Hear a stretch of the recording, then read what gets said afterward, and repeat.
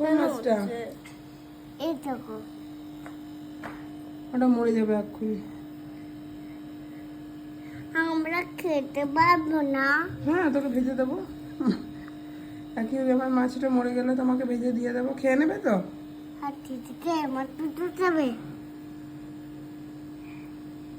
দিদি খাবে না রে, দিদিকে ওই মাছটা কি হয়েছে? শরীর খারাপ। ও মা, ও তো মরেই যাচ্ছে,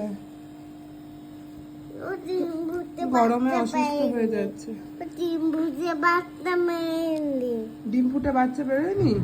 ওর লোভ হয়ে খাপ, ওই রসদ খেলাম, তাহলে কি হবে? সব বছর খেলাম।